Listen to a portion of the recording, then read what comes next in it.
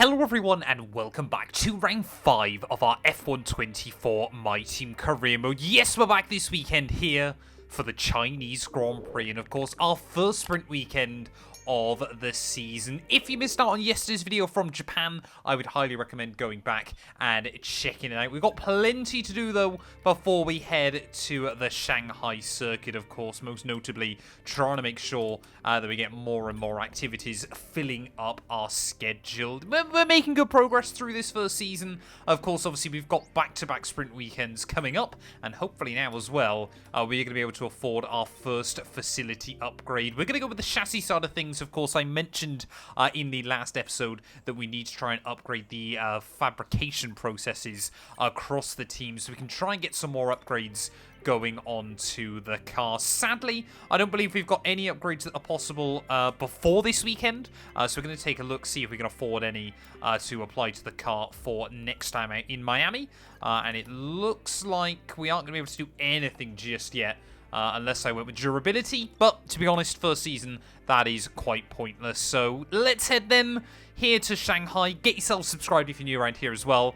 Yeah, let's see what we can do. So, I forgot to mention, of course, at the start of the weekend, but where this is our first sprint weekend, you can see the all-new format here for 2024 has finally been implemented. What we're going to start doing is splitting these videos into two separate ones. Otherwise, it's just going to be a stupidly long weekend. So what we're going to do is practice and obviously all of the sprint stuff today, and then we will return tomorrow with the Chinese Grand Prix. Let me know down in the comments below whether you guys sort of are a fan of this or whether you'd rather just have one huge video. I'll probably do the opposite on the driver career mode, obviously on the main channel that will have already gone live prior to now. But yeah, I'm just a little bit worried that, I mean, basically 2 entire weekends here from Shanghai crammed into one is going to be quite a lot. China, how we've missed you from the calendar. It's great to be back here in Shanghai. We've got free practice for you coming right up. Of course, yeah, where these sprint episodes are probably going to be slightly shorter, does mean obviously we can go into a little bit more depth as we make our way through free practice. Of course, as always, timestamps will be linked down below as well if you just want to head to sprint qualifying or into the sprint race itself. I don't quite know as well. Obviously, because I only run short qualifying in this series, how that's going to affect things, you know, because obviously sprint qualifying now IRL has different rules in place for 2024. So whether it will just still be one session and simulate it like a Q3, it normally says Q1. So I really don't know. I guess this is kind of a learning experience. And of course, the weird thing as well, because obviously if you're keeping up with our driver career mode, well, then we already know the answer to that. Still technically ahead on this series at the moment, at least at the time of recording.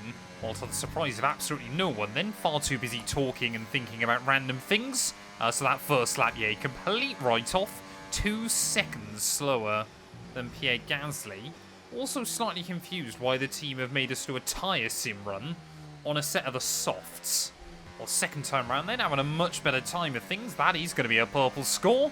Again, I know I keep saying it, but I'm staggered by just how well so far we've been able to do this season when it comes to R&D. I thought we were going to struggle way more. Certainly a bold choice then, trying to make our way back out onto the circuit to do our race sim run. The rain has started falling, and the team have left me on a set of slick tyres. I think we're going to have to come straight back into the pits. I believe this is meant to be the only properly wet session of the entire weekend. I believe there could be rain at the end of the GP, but we'll have to wait and see about that when we get there.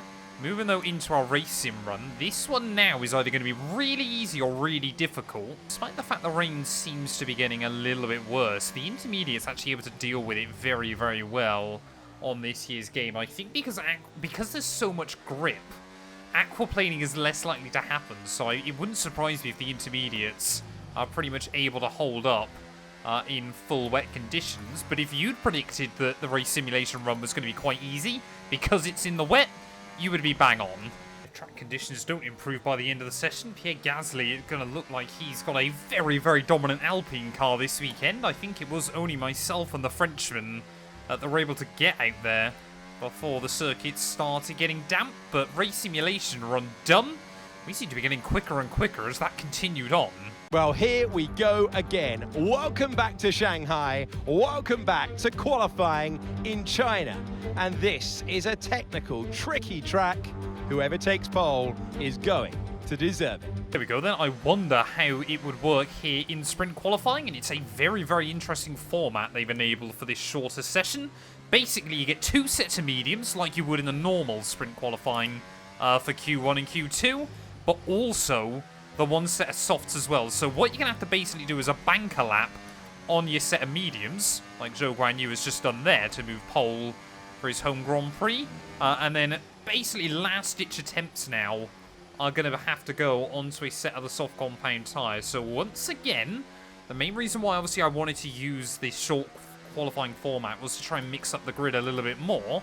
That's absolutely going to be the pace over these sprint weekends. But we've got to try and get our medium lap banker hooked up there as well, locking up and putting a huge amount of engine brake through the motor.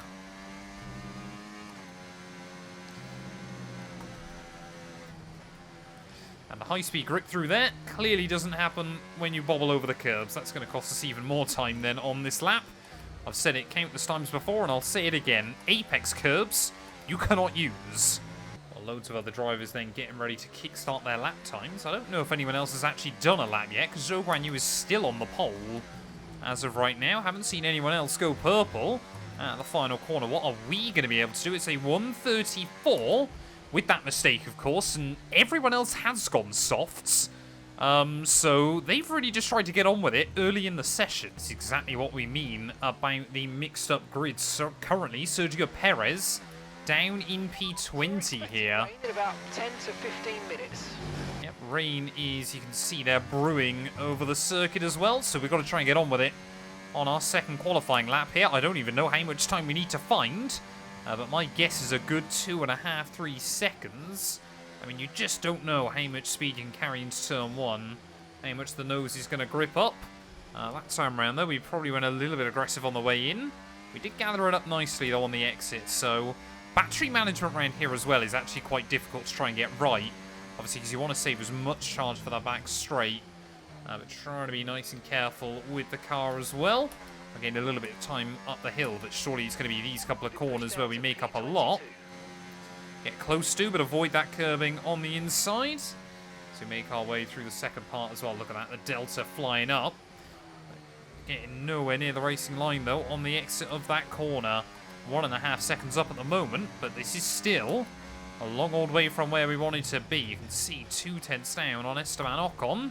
Plenty of curb through there, but didn't really gain anything from it. Ride that throttle nice and early. We know how much traction you've got on this game, and which you can lean on the rear of the car as you make your way out onto this monstrous back straight. I believe when it came to Formula 1 was the longest straight of any on the entire calendar, but just 2 more corners to go. Braking just at 100, or a little bit of front lock-in on the inside there. Gather it up nicely, put your foot to the floor again. 1 more corner to go. Where are we going to end up here? Really think it's been a particularly great representative for us. 1.7 seconds up. Last, P22. We could not find anything. Well, there we go. Carlos Sainz on the pole position. It's a Ferrari front row lockout for their first pole of the new season. We've seen Mercedes do it. We've seen Aston Martin do it. And even Ferrari now as well. So it really is a mixed up looking season. Verstappen down in P5.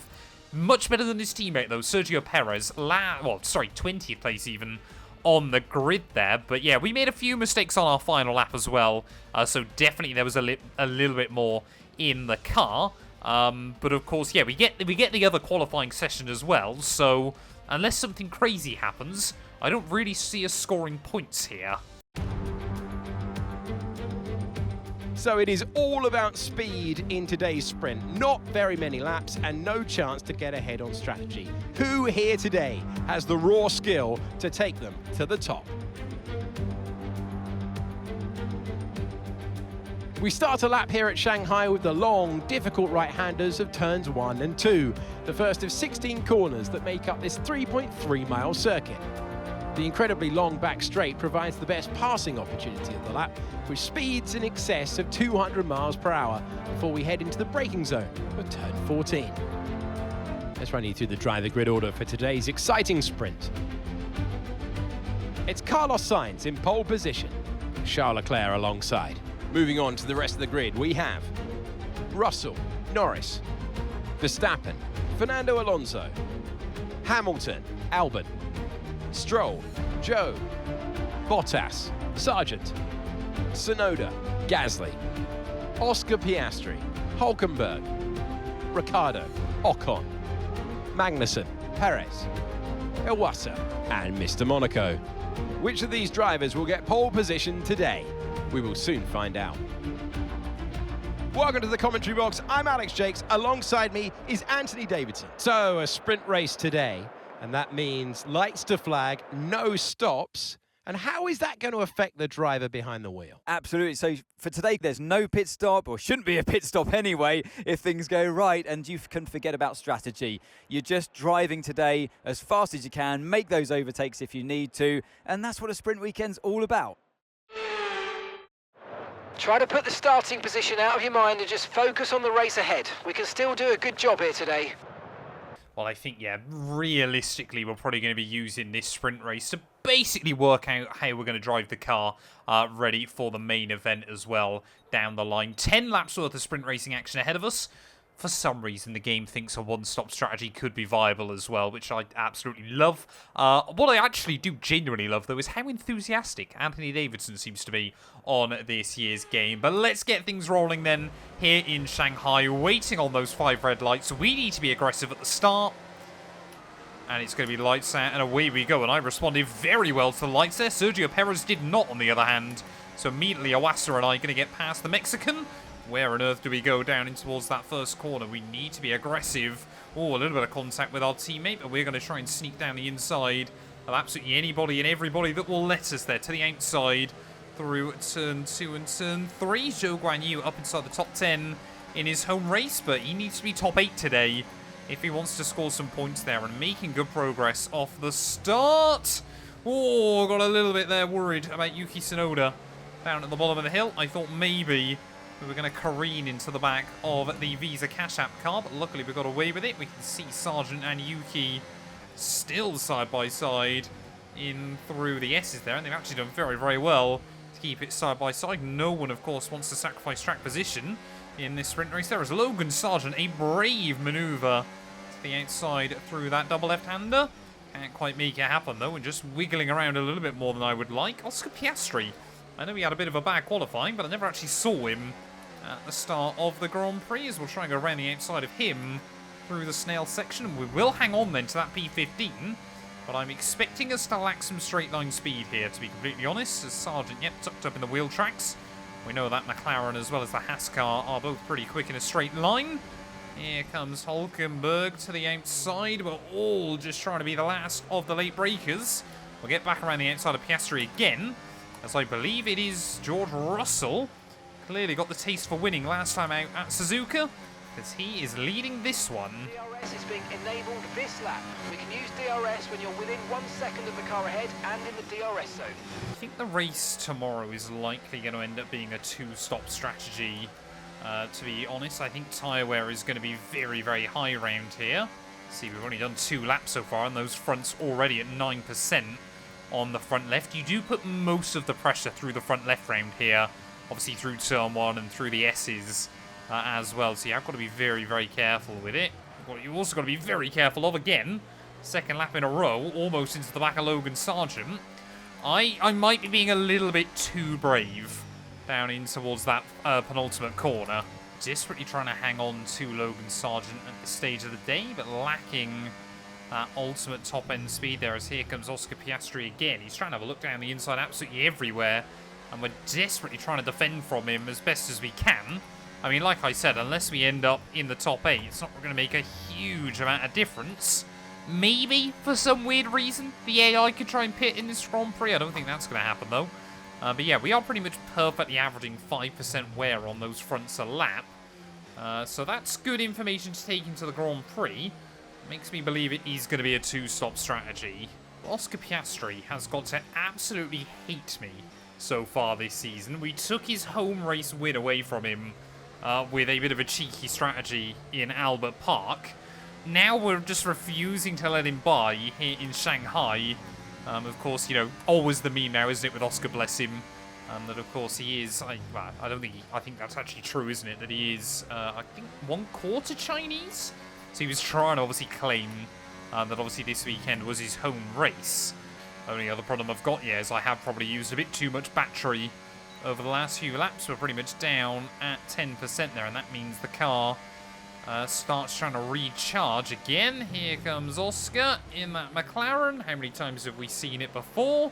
This time around, though, will he be able to make it happen when I'm a bit more vulnerable? I'll try and hook it up. We have got the inside. Oh, for the final corner, and Oscar Piastri.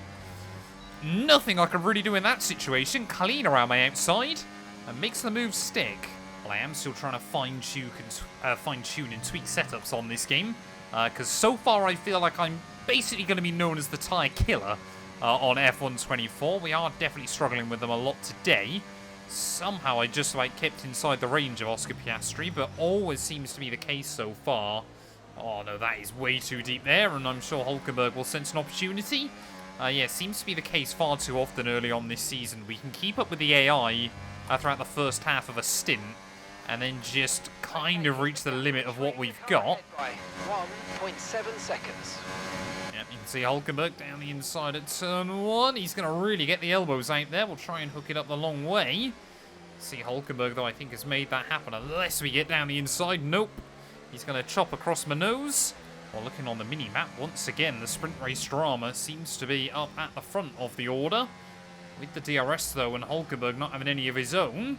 Oh, we've been able to try and hang with him there. We'll try and do what he did to me last lap, down the inside through the first part of the snail. You can see the AI able to put the power down on the exit. We'll use a bit of overtake. Try and maybe have a look down the outside. We're trying to put on a show for the Chinese fans. And again, Hulkenberg there will try and cut across my nose on the exit. This time around, we'll get to the outside, though, as we make our way up into the S's. And we've just got so much grip and so much confidence through there. Clean around the outside of that Haas car. Here we go then. Come on, Nico Hulkenberg. I'm sure we might even see Esteban Ocon having a look forward as well. There goes the Haas. Yeah, 3 wide further up the road, so we might be able to close back in a little bit as Ocon, trying to make the move happen there. Plenty of wheel banging. No love lost between us 3 at the moment. Well, as sprint races go, I'm happy this one has been pretty dramatic to the outside of the Hulk once again. I feel like I've been side by side with an AI into this corner basically every single lap this afternoon. I think I only had one where we weren't battling with someone around this place. Is Hulkenberg going to try and maybe take inspiration from Oscar Piastri? Definitely going to get my elbows out a lot more, though, with the Haas. One more lap to go, then, of the sprint race. Who is going to be our first sprint winner of the all-new season here? As you can see, Ocon now trying to make a move on Nico Hulkenberg as well, down at turn 1. So maybe the Haas driver just burnt through his tyres a bit too much towards the end. We sense an opportunity, though, to try and break free from the pair of them here. If we can get that gap over a second, that'd be absolutely wonderful, as Piastri's made the move on Logan Sargent. So he's going to be trying to have a look past the other Alpine the AlphaTauri, isn't it, of Yuki Tsunoda before this race is down and out, as hopefully we'll try and gain a bit of time through the S's once again, as, yeah, it's certainly been a happy hunting ground for us, not only in the wet, but also in the dry conditions here, as that gap to Ocon up to 0.8 of a second, but we're going to have to just save a little bit of charge 2.1 seconds. in case he gets the run through this snail section.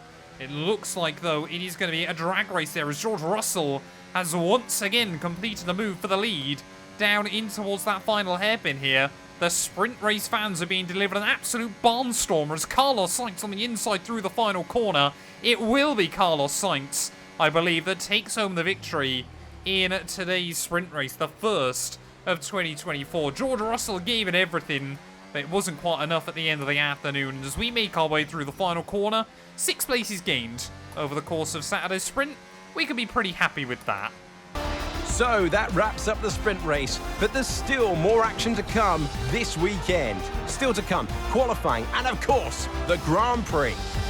Well, there we go then. Carlos Sainz takes the win, and it actually ended up being a Ferrari 1-2 at the end of that race. 0.02 of a second between Charles Leclerc and George Russell. come the checkered flag there. So that must have been an absolutely crazy end. 4 cars covered by just half a second here. But it is Ferrari that complete a 1-2. Lando Norris losing out to Verstappen. Otherwise, our top 7 would have all started and finished in exactly the same order there. Stroll beats out Albon to pick up the final point as well from that sprint race. But Zhou Guanyu, 10th place by the end of that. He, I'm sure, will be looking to try and get his first point of the year as we move into the Grand Prix there. Standings-wise, well, Verstappen still with a 28-point lead over Russell. As obviously, yeah, Perez had an absolute disaster there, loses ground to both of those Ferraris. How much longer are we going to be ahead of Lando Norris in the drivers' standings as well? That is a question that I'm really wondering the answer to at the moment. And could we beat Lance Stroll by the end of the year as well? That would be quite funny, even if it is just with the points we got for the win in Albert Park there. Constructors-wise, no changes as well. For us, Mercedes, that gap to Ferrari gets cut down to just 3 points, though. So that could all be changed by the end of the weekend there. Thank you all so much for watching this video. If you have enjoyed, please do make sure to leave a like, get yourself subscribed, and we'll be back very soon, ready for the Chinese Grand Prix.